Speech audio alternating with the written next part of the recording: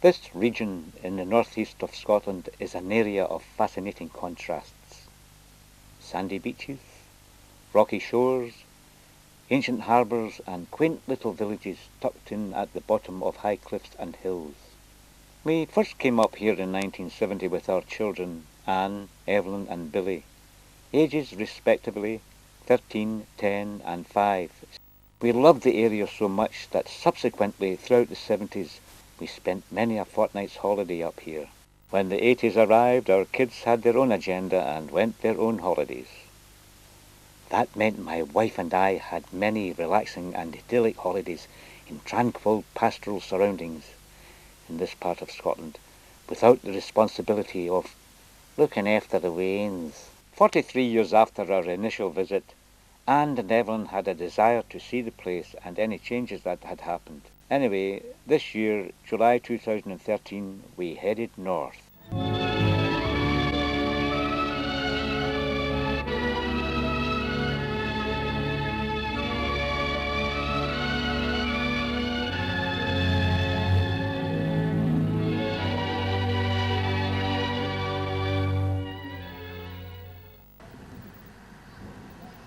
On the outskirts of Banff, we rented a flat for a week overlooking an extremely quiet caravan site.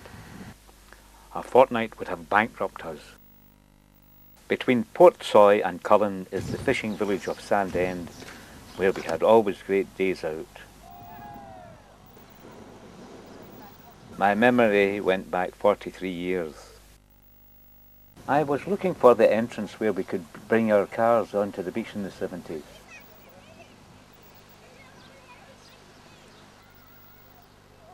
Ah, there's the small stream where the young and old alike loved to dam it, and I wondered if Billy was a reincarnation of Guy Gibson of the 617 Squadron.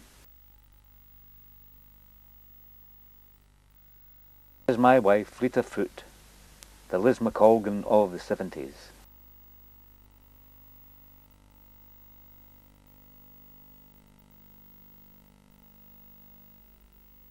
It's true.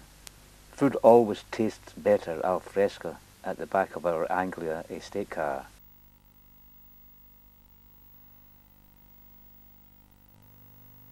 As I mentioned earlier, it was easy to drive onto the beach, but trying to get off was a nightmare, and everyone lent a helping hand. Except me, for obvious reasons. Well, someone had to record the event for posterity. Cars are no longer allowed on the beach.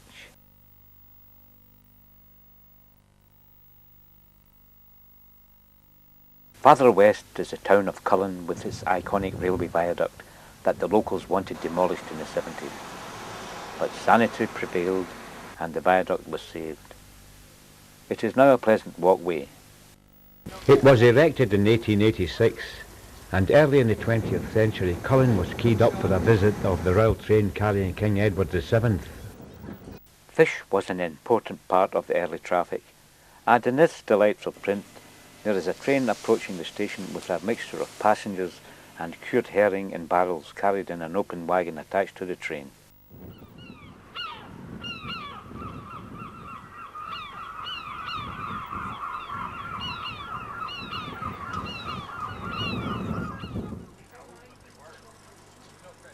There used to be a swing here, and I recall that we did come up north in 1991 to attend a relative's wedding in Fyvie. By this time Anne was married with 2 daughters, Fiona and Karen. They are now 23 and 26 respectively. My wife has never grown up.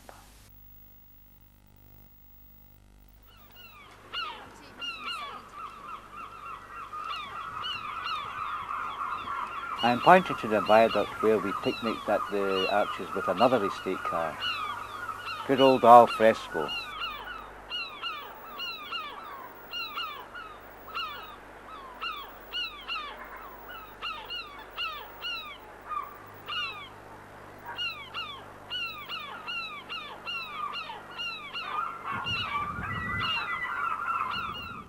East of Banff and Macduff is the village of Gardenstown, sometimes called Millionaires Row because the rich fishermen bought houses here after they retired. That marina wasn't there in the 70s, and over there and that shed is now a charity cafe with homemade cakes and scones. The two young girls who run it don't charge anything, but there are donation boxes in the place. The village is reached by a steep road, but Billy found it a doddle cycling up and leading the way to the next village along the coast.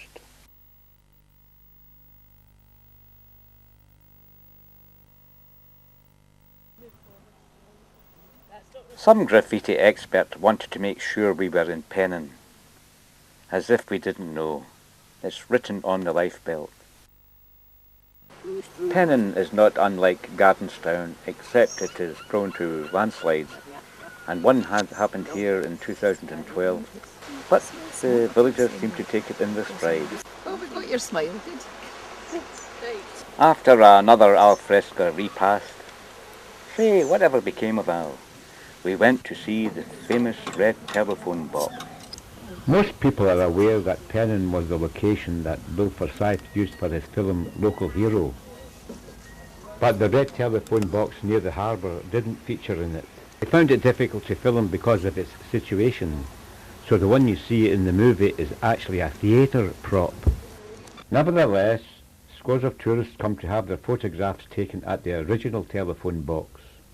The most jarring note that saddened and angered me was the state of the plaque on the wall of the Pennin Inn. You would have thought that the owners would have kept it in pristine condition.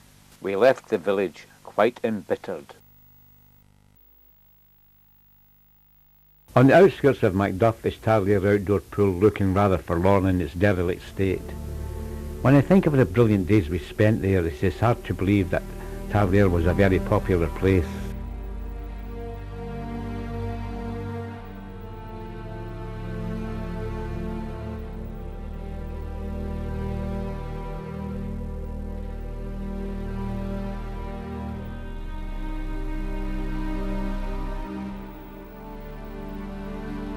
It opened in 1931 to great acclaim, and it is built in the Art Deco style at the base of a sea cliff, with the main building backing onto the cliffs. The deep-planned boating pond is bounded by 3 broad walkways swept around from the tea room. Now, this is where we used to sit in the grass with the windbreaker, the blanket, the camping gas stove, the picnic, and it was always sunny, of course.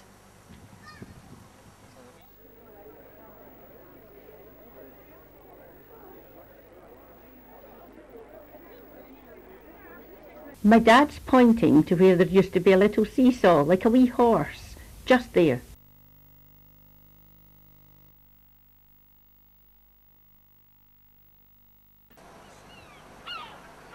And this is where we played on the wee rowing boats.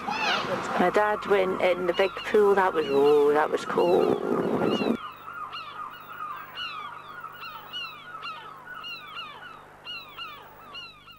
Anne and I once walked way up there. And right at the top there, miles high. Out the cooperative that was green the visit. Anne's dress out the cooperative green mazip, and I had a new watch, probably for my birthday, and I'm very proud of a photograph taken showing off my new watch. Oh, look at this old lady. Help the old June. This lady used to be down here in a bathing costume. In fact, I think she won Bathing Beauty 1970. She did. Was she fat? Yes. Was she fat as a puggy? She jumped in the water and it all emptied out and we shouted, Eureka! That's enough of the badinage, you horrible girls.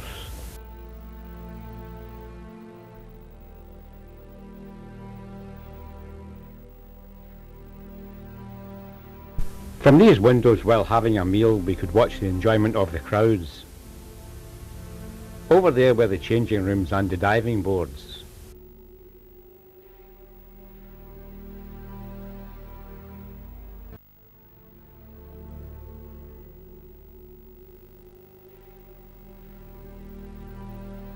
Gala days were superb, watching the swimmers from the various towns and villages competing for the trophy.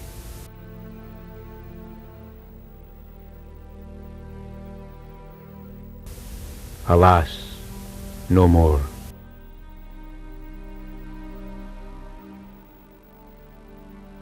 My wife is sitting on practically the same spot as she did 43 years ago, keeping a watchful eye on Billy.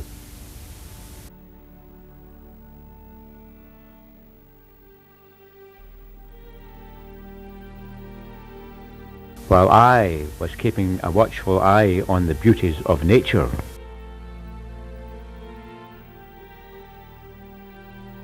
Periodically, the pool would be emptied at low tide to carry out essential maintenance work.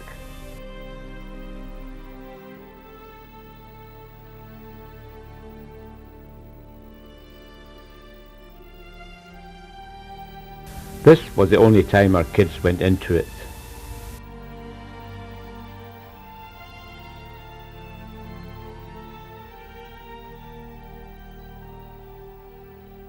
At high tide, the pool was replenished with fresh seawater and pumped fresh into the boating pond and the paddling pool. In the 80s, one could see that the writing was on the wall with the dwindling visitors, and it finally closed.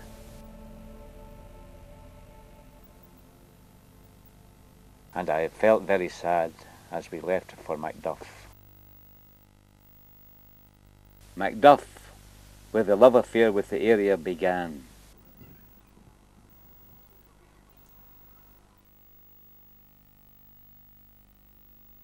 This engineering works stands on the site of a row of cottages at the harbour, where we once stayed in one. But the biggest surprise was the new layout of the slipway with only one boat nearing completion. In the 70s, boats were queuing waiting to be winched up to the stocks for repairing and painting.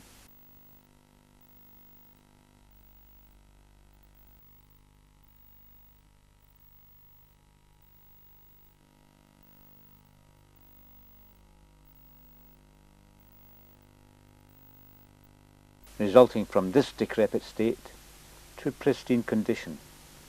Now, it seems there is hardly any work at all.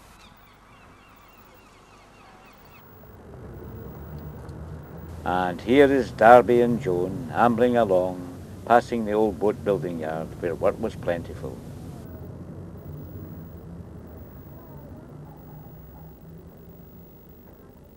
Now it is closed. At least there is one constant in Macduff, and that is the Moray bar, where behind that gabled window the kids sat with their cokes and crisps looking bored, while we enjoyed the entertainment. Back at Banff, as I watched the setting sun, I recalled those Hollywood travelogues of the 30s and 40s, where the same commentator always wound up by saying, "As the sun sinks slowly in the west, we say farewell to wherever it was, hoping to return." Well, we hope to return in 2014 to see what's built on the site of the old railway station at Lossiemouth, where the family waited in vain for a train that would never come.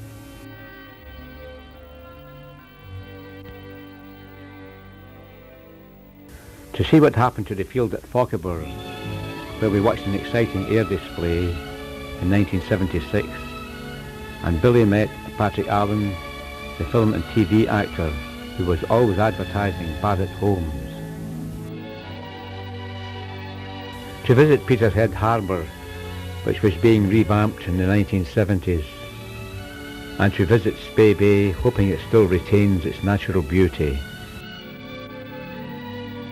In the words of the song made famous by Doris Day, Que sera, we'll just have to wait and see. Whatever will be, will be.